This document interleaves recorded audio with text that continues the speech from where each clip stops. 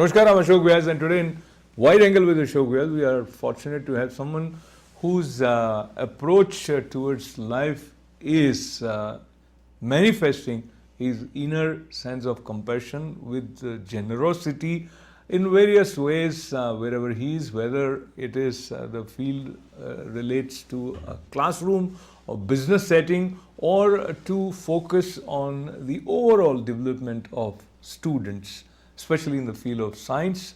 I have the distinct pleasure of welcoming someone who has been very, very active with various organizations. That includes Ekal Vidyalaya, and we'll talk more about his passions and his commitment for the community. Dr. Subhash Midha ji, आपका बहुत बहुत स्वागत है. Thank you. Thank you. Subhash, we would like to know more about science fair, but before that, let us walk a little bit backwards to your journey, how it started in America. What was the American dream with which you came to this part of the world? I came to this country in 1971 for education. I always felt that there's a room for my improvement, and education is the media how I can improve myself and then use that media to help others. And I came here with an intention of staying here for maybe a few years. That turned into decades. A decade turns into multiple decades. And now it's hard to look back and say that's where I came from. So why you forgive me, and since you are an educationist, so from the point of view of social perspective, we hear people say that I want to serve or I want to do this, but many times you end up realizing that everybody is actually interested in making money, or maybe this is a misinterpretation, but this is how it comes across, and many times people look at the idea of coming to America means making more dollars, and that is the image many people in India have for those who are aspiring to come to America. Contrary to that, I never looked at my education as a dollar and cents. And that's how I raised my kids, and that's how I live my life. I feel education is a journey where you can help many before to the end of the life. It's like if you give a village a book to read, you basically educated the whole village. And that has been my journey. I never thought, I always looked at any job or anything in that related, not in terms of the money. I related to them. How can I contribute back to the society I came from? Okay, so it becomes very interesting, Subhaji, because you have been a professor of finance and accounting, where we are directly dealing with dollars and cents. So you're talking like a philosopher, which is, which is fair. Yeah. But now, allow me to ask you, how do you define the study of finance and accounting with this perspective that you have to serve the society? Yeah. You see, you have to divide this thing into two parts. Accounting and finance is what I teach. But what I practice in my life in a general mode is how can I use my intellectual background to help those students who are in the finance and accounting. I'm very well known in my industry to help others to find the jobs, give them the guidance how to move in the right direction. Finance and accounting is just a source for me. It is not my life. I'm very good in what I do, but I use that as a tool to help others. I do a lot of tax work for people. Those who can pay, that's fine. Those who cannot pay, I'm out there. So I never looked at my qualification or my education as a mode of making money. But I still have to survive. And thank God I survived very well in my life. But all along in the last 45, 46 years, there has not been the day or the month where I have not helped a student to pay his tuition or give them a proper guidance, or visit them in their home to talk about, what's the best thing to go in. So I've been able to balance these things out. So, talking about the balance that we all need to learn in terms of working in a way which is following laws of the land, and rules keep changing. And when we talk about global business, do you see we have entered into more complicated zone? Talking about doing business in India from America, how things are? They have simplified or more? I can speak about that because I'm a global strategy advisor. I've been doing business with India for almost 30 years now. People have not even thought in those days, and I already started with Jamaica. Dealing with India has become much more easier in the last 5 years than ever before. And technology has played a very big role in improving the complexity of what we faced in many years, like pushing the papers and all those things.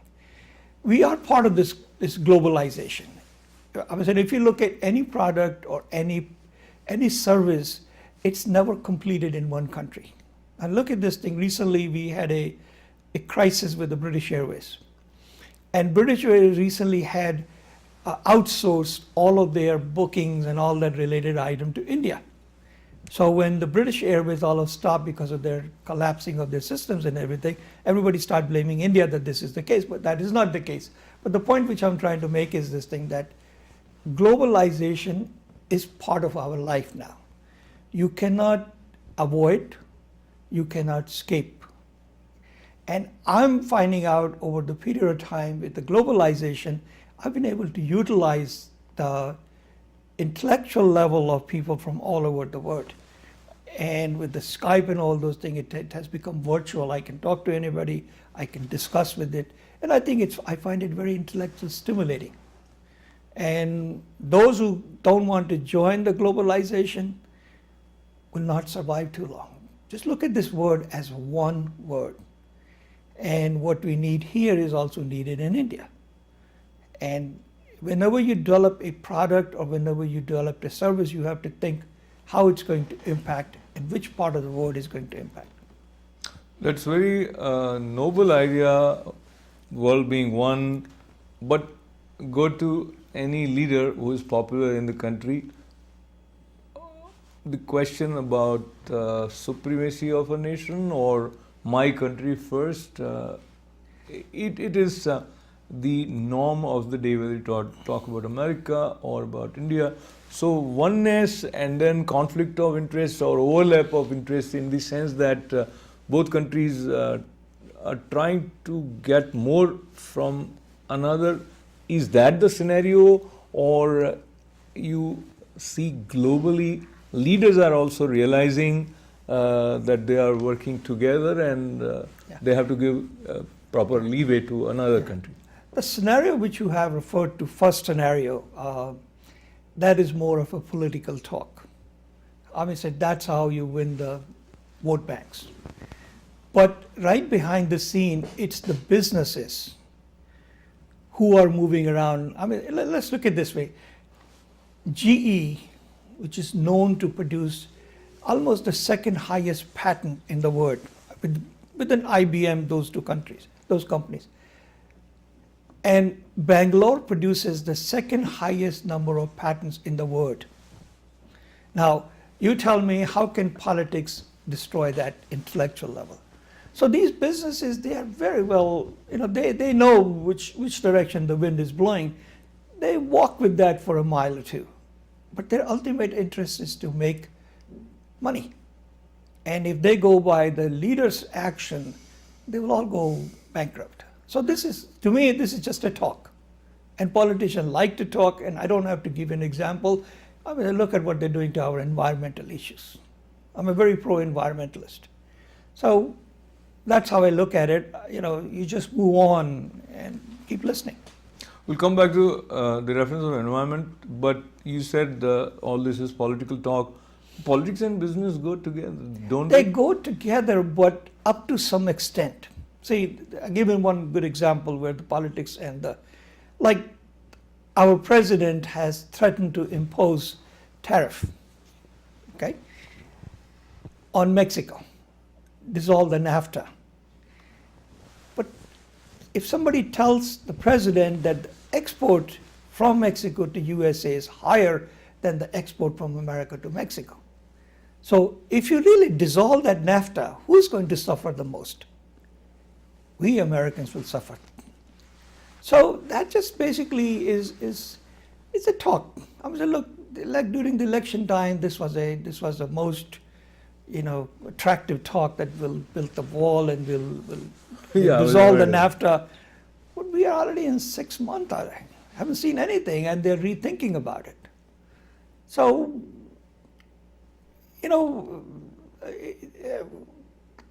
एक उर्दू में कहावत है, काफिले चलते जाते हैं और मुसाफिर देखता रहता है. तो ये काफिले बिजनेस वाले चलते ही रहेंगे. ये बिजनेस वाले काफिले चलते हुए जब अमेरिका से भारत जाते हैं, Yeah. and you have been a part of many groups, you actually help many people in Yeah. figuring out a way to do business in India. Probably that is part of the course also that you teach, is it? Yes, I teach at NYU. There are 2 courses I teach. One is investment opportunities in India. Basically, I take or I talk to the potential clients that where is the market these days? Where the help is needed. Remember, India is becoming the largest consumer in the world. 1.2 billion, 1.3 billion people. If we take care of those 1.3 billion, India doesn't have to go out of the country. So people come to me on a different direction that we want to establish, certain things. Is it viable to do it? Where does it have to be do it? Whether we want to do it in South India, depending on the shipping industry, the transportation industries, and all those things. And I find it very challenging. I'm saying people from Germany think very differently than the people from USA thinks. It's been very challenging.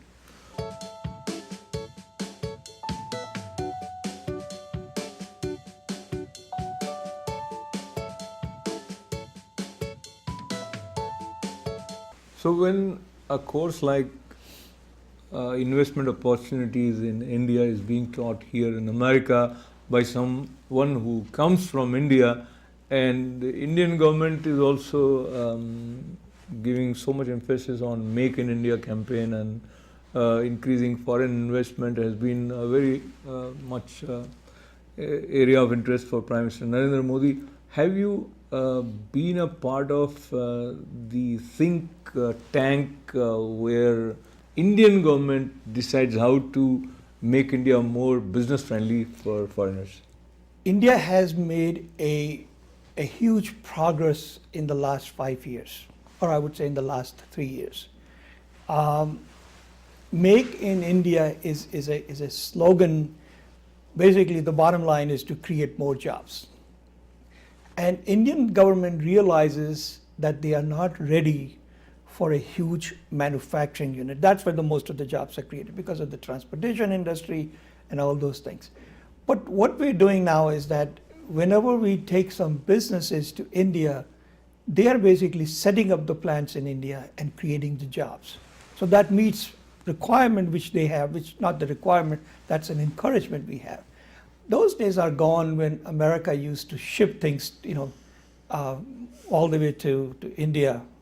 These days our emphasis is more to make the product in India, or sometimes what we do is that we make the product, half the product in Thailand, and then ship half the product in India and do the rest of the work in India. It's happening, but it will take a long time for India to reach where China has achieved many years ago. I'm talking to Professor Subhash Midha. Subhash ji is a versatile person dedicated to serve the community as an educationist, and also by helping those organizations which are working towards a noble cause, be it Ekal Vidyalaya or be it an organization like SAVAK. We'll talk about that, but continuing with our conversation about investment opportunities in India, when you prepare for a course like this, who are your potential students, and in order for this course to be up to date, I think you need to have a dynamic system to upgrade the information bank. It's a it's not an academic type of course. It's more of a seminar type of course. And we invite different industries to participate, like Goldman Sachs, or it could be Morgan Stanley, because these companies have a lot of big clients are looking to invest. And India being one of the largest hub for the future investment, since China is lagging behind it, these are the students who come to me, and I normally take them through the 5 or 6 different industries, which are the hardest at that time. And then basically, like these days we are talking about the pharmacy industry. At one time, the car industry was the hottest item in India. So basically, we have an open discussion. Then I bring in different speakers. And then basically at the end of the semester, they decide what is the most, and I give them the rate of returns, how much. I basically give them the tools and the knowledge and help them with the process till they're ready to start.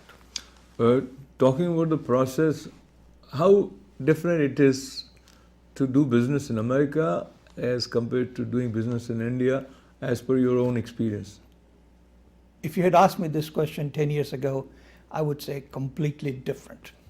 I have to teach sometime to my students about the importance of culture in businesses. As you know that 70+% of the Indian businesses are not public, they're all private. So when you're dealing with the companies like Kirloskar and those big companies, it's a family business. Dealing with them is very different than dealing with the CEO of, say, Goldman Sachs or the Bloomingdale and all those things. So you have to prepare your clientele that how to speak to them. That if you are sitting in a room with 15 people and there's an older gentleman in the room who might not be the most talented individual, but that's where you start. That's where the respect starts. So India has a very different way of doing business, but with the changing and international, doing this globalization, things are changing in India very fast. The younger generation is taking over. They also value their time, not as much as we do in New York, but they also value their time. If they want to start at 9 o'clock, in the past, if you say 9 o'clock, nobody shows up till 10 o'clock. Now, at 9 o'clock, you will see them at 8:30. So things are changing. India is becoming much more business oriented. So there are a lot of changes are coming in. The challenge which we find in India is that, forgive me for saying this thing, talk is cheap. I want to have the talk, but then I follow up with the options. But things are getting much better. It's much more potential market for us.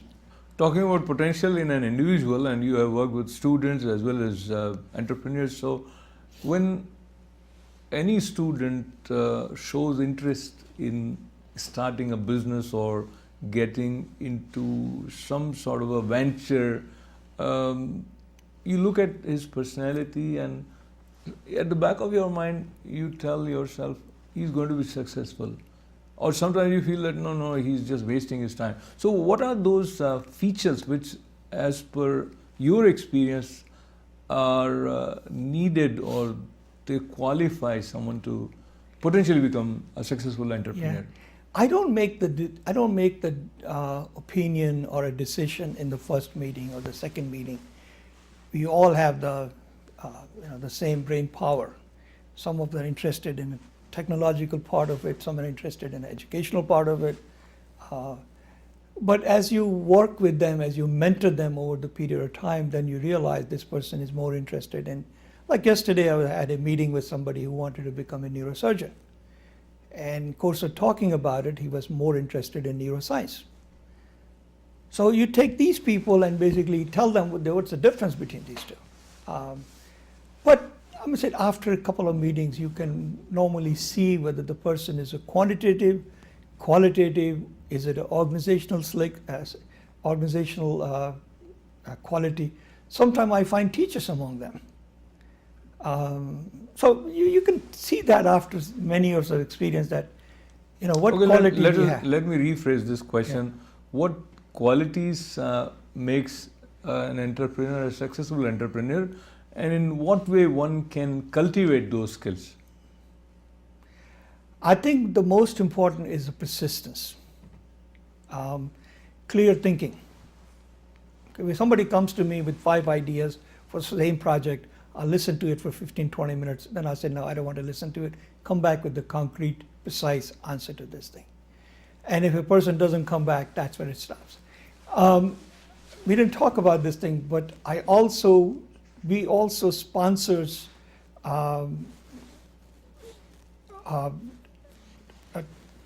where people present their science research project, and we sponsor them. This is called the angel sponsorships and all those things.